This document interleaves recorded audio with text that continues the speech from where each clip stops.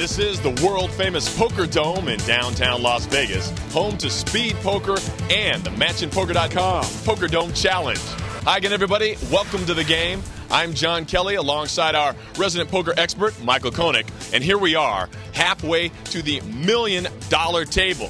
And so far, here's how it lines up. Rogers, Dwazan, and Schrader, they're all in place. And tonight, we begin sitting the fourth of our 6 $1 million qualifying tables. And Michael, when we think about this, we've seen all kinds of action here at the Poker Dome. Please now take some time to look at what we've got at the halfway point and a look ahead to the second half. Well, John, remember, tens of thousands of people have attempted to qualify for a Poker Dome out of the millions that watch the show around the world.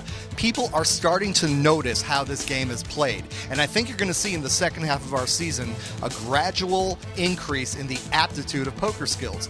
People realize this isn't the traditional game. This is speed poker. And one of our players tonight who is going to grasp that concept will end up at our $1 million qualifier table. Yes, we're definitely looking forward to another exciting night of poker. Right now, let's toss it to the third member of our broadcast team, Leanne Tweeden, with details on tonight's big check presentation. Leanne? Thanks, John. That's right. I'm standing down here in front of a great Poker Dome crowd. I am joined by Andrea and Candace, and we have here the $25,000 check that one lucky winner is going to win tonight. They're going to move on in 6 weeks and try for $50,000, but more important, a seat at the $1 million table in March. We're all excited out here. Guys, back to you. Thank you very much, ladies. As we check out the chip count right now, DK Thomas, the early aggressor, out in front through the first four hands. He's up to 63,000 in chips. But Greg Peel, he may be in last place at this point, but it's still early. 43,000, very much within striking distance. And that is the chip leader right now.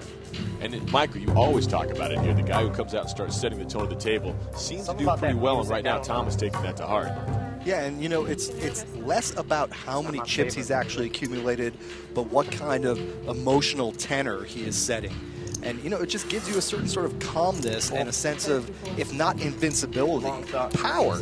It's like, yeah, I'm all right. Absolutely, and he should take it as a compliment that somebody at the table's already accused him of being the big bully. Well, pride and honors type. And in the big blind, Thomas picks up another big hand, Ace Jack.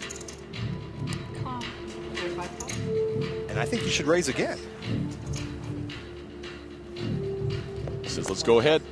Three-handed to the flop. Ace, ace, and a 9. Look at Thomas. I think it's fair to say things are going his way in the early goings. That would be a bold understatement. Check.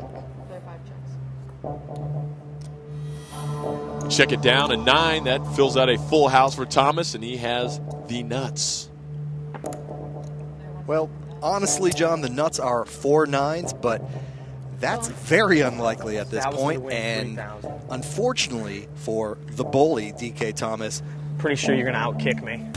You got above a 10? Oh.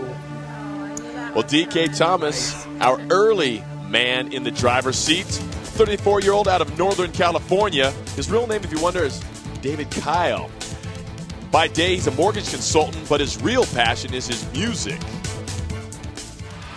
I play in a band called the Jingle Punks, and we take holiday, Christmas songs, and we punk rock them out. It started out as a joke, and then all of a sudden we're here about 8 years later.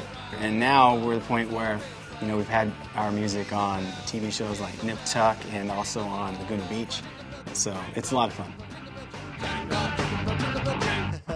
Rock on, dude. And so far, I guess you could even say his first two initials, not David Kyle, he's been Donkey Kong so far. Putting the hammer down on the table. Nicely done.